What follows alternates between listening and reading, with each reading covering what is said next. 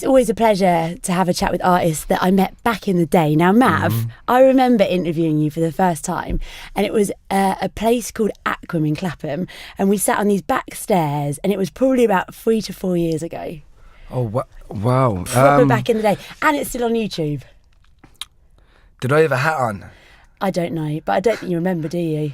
No, I've got this one memory of doing, because I remember seeing something recently, an old interview with me, and it was, what was the gig? It was a gig, wasn't it? Yeah, it was something cool with the guys from the big agency at the time. Was Estelle there at the gig? Yeah, she was. Yeah, yes. I remember. Yeah, I remember that gig. Yeah, I remember that. That was a long time ago. That must have been about, maybe 4 years ago now. Yeah, probably 4, maybe even 5 years ago. It was definitely 4 anyway. Definitely 4, so it was a long time. So watching your career and where it's got to now is a really nice thing. Ah, nice one. Thank you very much. Second album, very, very anticipated. People are really excited about it. Tell us a little bit about it. The whole album was really, I think the way the label situations are, everyone kind of rushes once you get your first album out. If it does well, they want you to do in the second one.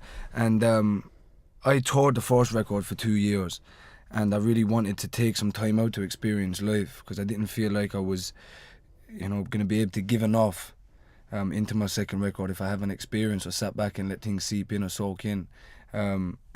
So I took about 1.5 years, 2 years out, and just spent the time growing and finding myself and living really.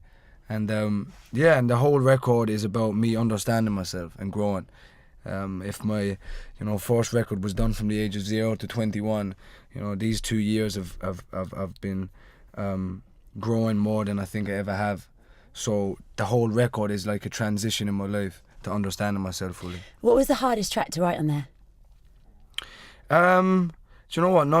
The hardest tracks that people may think were hard to write were actually the easiest to write. So the most personal ones were the easiest.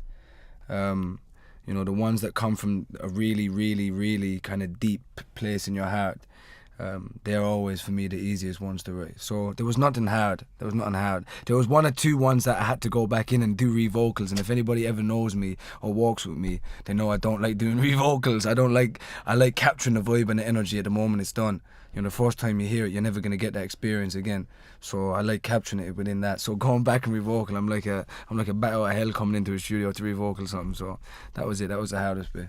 So when you've written a track, and obviously it's come from a deep place, when you then perform that emotionally, how do you find it when you're on stage? A release. Just release. It's just a release all the time. And even if the song's from, a sad or hurt place, it still is a release in a positive way, and I can't really explain that unless you're in my body and feeling what I'm feeling. But it is. It's like a problem. They say a problem shared is a problem halved. Imagine sharing your problem with thousands of people, every night when you're on tour. So that's a problem, split into so many different. You just feel it. You feel positive. You feel like you're letting out and moving forward. So you got into the music industry quite young. You're still relatively young, really, in the scheme of things. Do you think the music industry made you grow up quickly? Yes and no. I think for me, I was always brought up around older people anyway, and even before I got fully into the music industry, all of my friends were always older than me anyway. Because when we moved over down, I got put into school like 2 years ahead.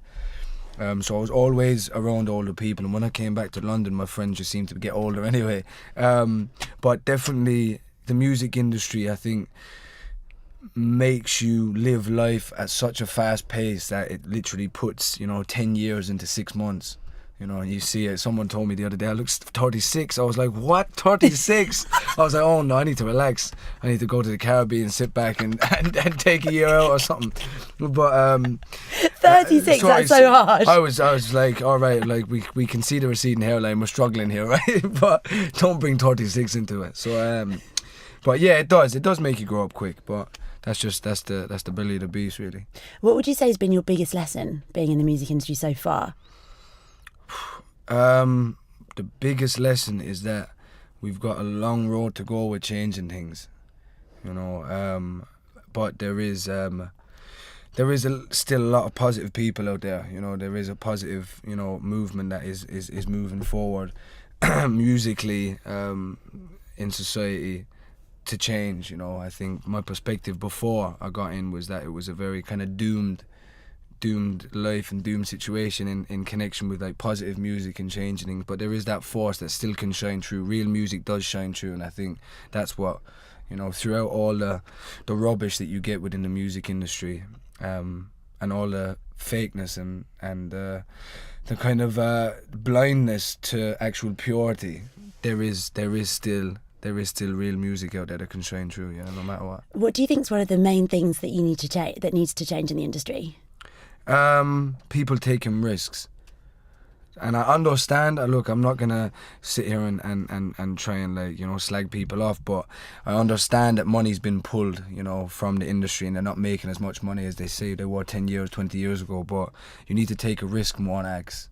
You know, I want to hear more music is risk music. And not, when I mean risk music, I mean something I've never heard before.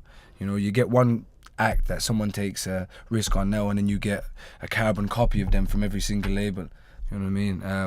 And I want rock and roll to come back in. I want people to stand for something more. I want people to have uproar in interviews because of something they've said politically or socially or just themselves. I want the Liam Gallagher's back, and, you know, just something to give a bit of spark. That's what we are, you know. That's music speaks for people, so that's what we should be letting out, not some subdued, you know, bulletproof, you know, blanket artist that, you know, is just boring. You know, I want to hear more.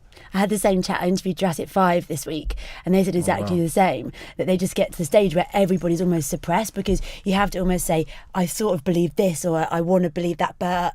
And there's always an angle. No one's straight talking and saying what they really feel anymore, because they're worried it's going to upset someone on the way. Yeah, of course. Well, that's it. And it's always about, you know, worrying about upsetting people. But if that's really what you believe in, you know, look at all the greats of all time that have actually changed. You know, if you told Che Guevara, oh, well, look, sorry, mate, but a couple of people might be hurt by your opinions here, don't go ahead with it. Well, what kind of world would we be living in? Do you know what I mean? So we need people to stand up for what they believe in. Mav, one last question before we go.